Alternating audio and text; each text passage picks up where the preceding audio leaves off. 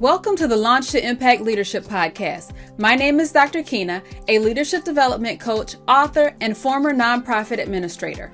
I teach emerging leaders how to master the skills needed to effectively engage their staff, strengthen teams, accelerate performance, and position themselves for long-term success.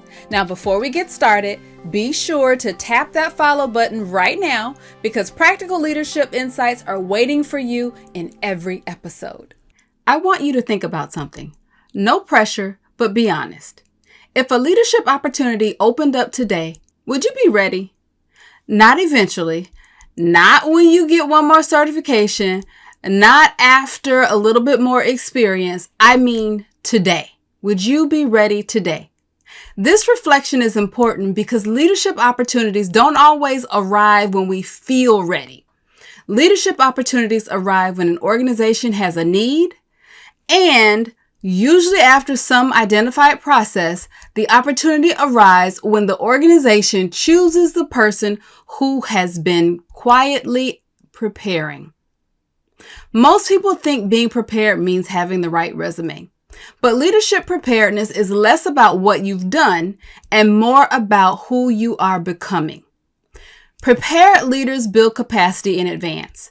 They build the capacity to make decisions when it's uncomfortable, the capacity to communicate when it's unclear, the capacity to stay ready when people are emotional, the capacity to perform when the stakes are high, and even the capacity to look at challenges from a systems perspective. And here's what you need to be aware of. The next generation of leaders will stand out due to their resilience, their perseverance, and ingenuity. Because you see, it's not just about knowledge anymore. As a matter of fact, in today's techno-driven information age, knowledge is a dime a dozen. Good leaders have to know what to do with the information that they have, and leaders are the ones who know how to respond when things are shifting. Now, quick distinction because I want to be sure that we don't mix these up. Innovation is when you create uncommon ways to address specific conditions. You redesign the system, you introduce a new method, you build something that just didn't exist before. But ingenuity is when you find a way in the midst of current challenges. You don't have to have the perfect conditions, you don't have extra resources, but you know what? You still figure it out. Prepared leaders develop both. Innovation for long-term solutions and ingenuity for the right now problems. And to make sure we're on the same page, it's important to make some distinctions between supervision, management, and leadership. Supervision is about direct oversight. You're responsible for people's day-to-day performance. Your primary focus is around task, people, and time. And it requires you to have clarity, consistency, coaching, and communication. Management, on the other hand, is about systems and outcomes. You're not only monitoring people, you're managing the processes, the workflows, the resources, and the results. Your primary focus is about execution, efficiency, and alignment. And it requires you to plan, to prioritize, to delegate, to hold others accountable, and to problem solve. Leadership is about vision. It's about culture and it's about influence. Leadership is where you shape people and you shape what people believe is possible. And it's also about how they behave when no one is watching. Your primary focus in leadership is direction, development, and transformation. It requires you to be about decision making. It requires you to have emotional intelligence, to have courage, to have strategy, and to build trust. The simplest way to remember is that supervisors drive performance today. Managers build systems for performance over time, and leaders define direction and culture for lasting impact. Supervision today, managers over time, leadership is about lasting impact. And yes, you can be a supervisor with leadership qualities. Quite honestly, you can even be a manager without leadership presence.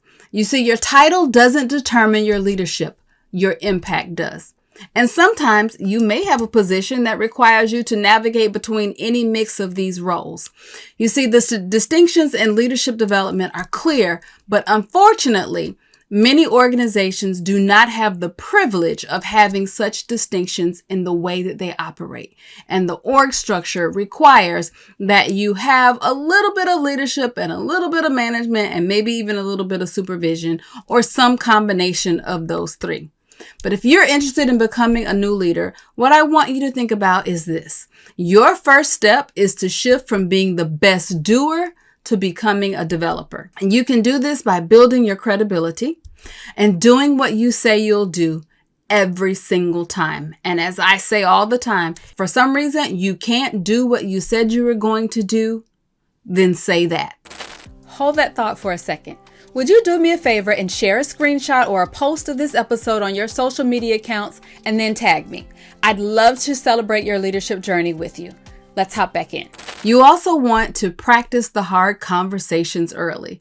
Don't wait until you have a title to learn how to manage conflict. And understand that it's not really conflict resolution, it's conflict management, because not every conflict will be resolved. You also want to learn how to lead without authority. Having influence across your peers, being able to solve problems and bring solutions is very important. And when you're bringing solutions, don't just bring complaints, bring ways in which we might be able to resolve those challenges. You see, a good leader can be a leader without the title. Now, if you're moving from supervision to management, this quite honestly can be one of the biggest transitions. And many people actually struggle because they just keep supervising. They keep focusing on the day-to-day tasks. They keep focusing on the to-do list. They keep focusing on the to-do list when they need to start managing and looking at what should be happening over time. In order to do that, you've got to be able to shift from the daily fixes to looking at root cause thinking. Stop being the hero, stop jumping in and putting out the fire, and start being the architect, building the system and being able to look at things from a larger perspective.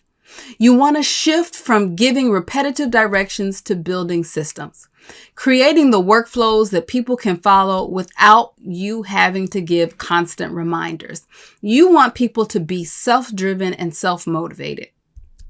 The other shift you want to make is to shift from oversight to accountability structures, making sure you have clear expectations communicated, you have measurable outcomes, and you have consistent follow-through. A manager's real superpower is not about urgency, it's about design. And if you're aiming for an executive leadership role, you have to not only be able to maneuver through the challenges and the successes of management, but you also have to be able to position yourself as an administrator and as executive leader. And executive leadership is where your decisions will resound. You're leading leaders, you're aligning strategy, and you're stewarding culture. And here's where you are focused on the long-term impact. You have to make sure you're communicating with precision, understand that your words hold the most amount of weight, and your words are going to be people's direction. It's going to be the thing that they hold on to. And your silence can become permission. So use your words wisely and don't ignore the problems that need your attention. You're going to need to build influence and not just authority. People are going to comply with authority, but they will commit when they trust you. The level of trust that you're looking for is the type of trust that will cause people to do what it is that you have agreed for them to do or what you've communicated needs to be done when you are nowhere around. That's what real trust is. Trust is being able to repeat the things that you've said, whether it's in their words, in their actions, or even in their relationships. Now, as I said earlier, the next generation of leaders will stand out due to their resilience, their perseverance, and their ingenuity. You will need to be able to navigate tough times without falling apart. Now, I do quite a bit of work with helping different generations work together more effectively.